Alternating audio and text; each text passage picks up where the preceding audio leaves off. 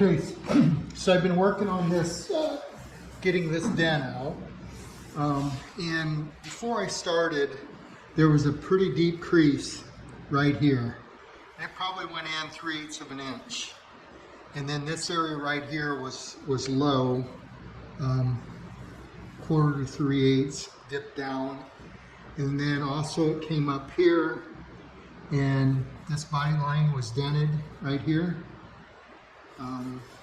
And then they had multiple holes in here that someone had drilled through, squeezed Bondo in there, thinking that it'll help hold it in place, which is not the best thing to do. So what I did is I welded these holes shut to start with, and then I take my hammer and dolly, or 2 dollies, and I go in on the inside and then lay a dolly on top.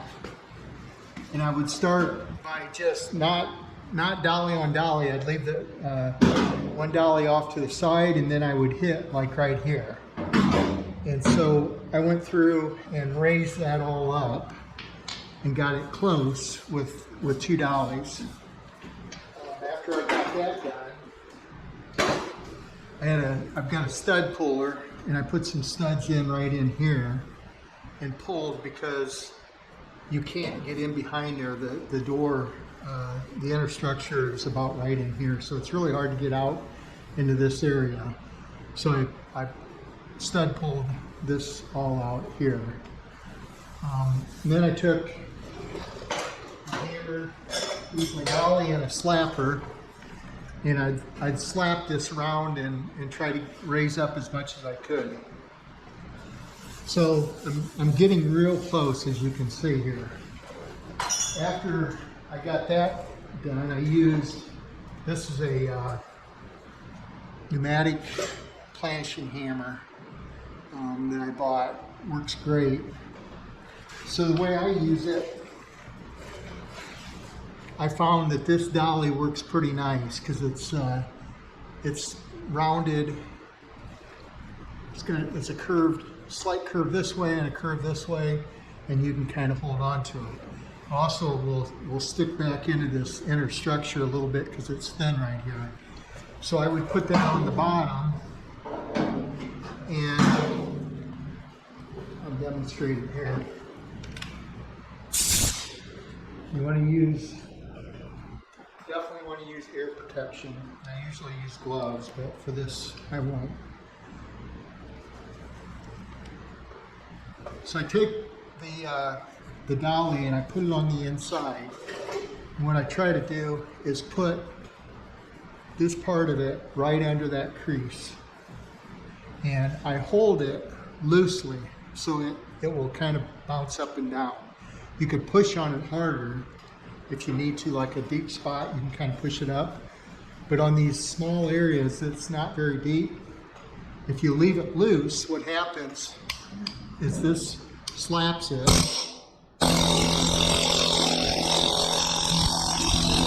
and so by doing that, you're actually slapping the bottom up. You just kind of hold it loose there, like that. And I just go across it.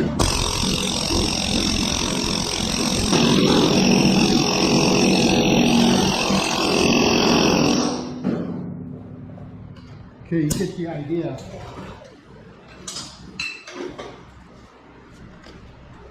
So I continue to do that until I have everything raised to a point where it's even or flat.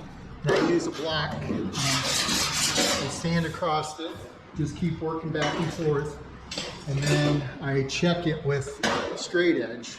And you can see I'm getting really, this here is right on the money. And as I come down, you'll see it's starting to get up on each side. So that means that this center part is raised up, which makes sense because when this got pushed in, it stretched that metal out. And when I pushed it back up into the correct location, that metal had to go somewhere, so it created just a slight bubble right there. And you can see as I get down past that, right there, she's flat again. So there's a bubble, just a slight raised area right here. So what I'll do is I'll try to shrink that. And you can see a little bit, I don't know if you can see it in the camera, but I can see it because I get the light on it just the right angle. It's shinier right here, shinier, shinier. So this is the highest point right in here. This area right here, I can see is high. And it's pushing, there's too much metal there. It needs to be shrunk down a little bit. So what I'll do is I'll mark that. Here's a marker here. So I'll take my shrinking disc, and I've got this on a little grinder, and you want to have a bottle of water here handy. And what I'm going to do, when this spins around, if you've never seen one, this spins around, put it on here, and it will heat this metal up. It basically heats the highest point up, and as soon as I get it good and hot, what I'll do is I'll take it off and I'll quench it with water, and that will shrink that metal up. Might have to do it 2 or 3 times, but you can get that to shrink back up and lay flat. So I'll do it here.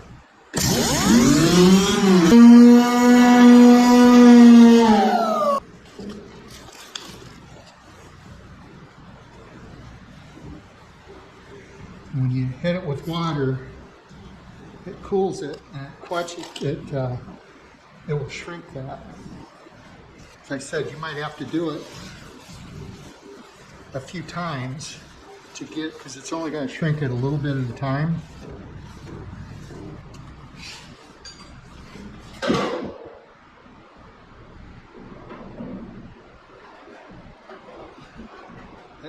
That helped. It's a little high right here yet. So I'll hit it again.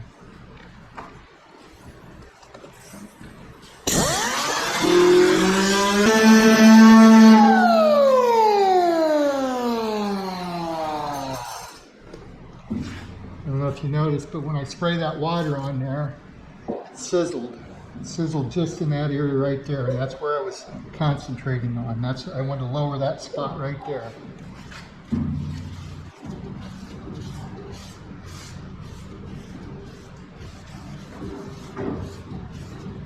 Okay, see what it looks like.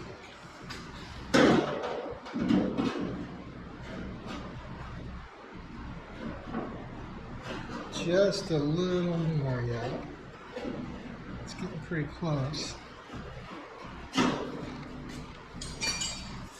Get it in here.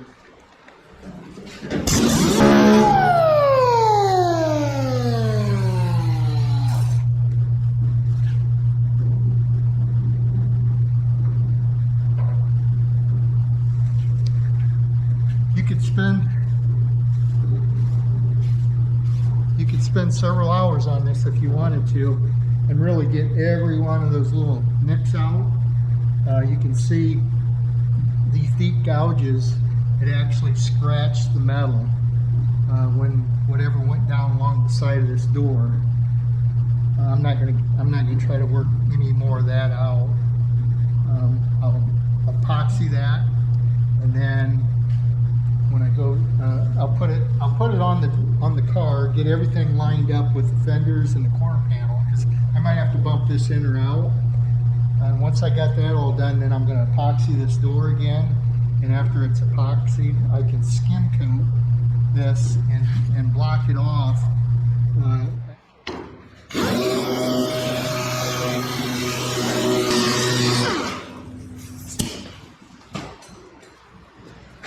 There we go. That's it. So hopefully that's coming out in the camera all right. Kind of angle it around here. Get your light on there.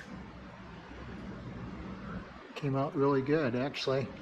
You can see some areas here. These are some deep gouges that were in there before, and I don't want to take the, I'm not going to be able to get those out, but you can see that's laying flat all the way through there. Nice and smooth. One door completed, and I'll work on the other one.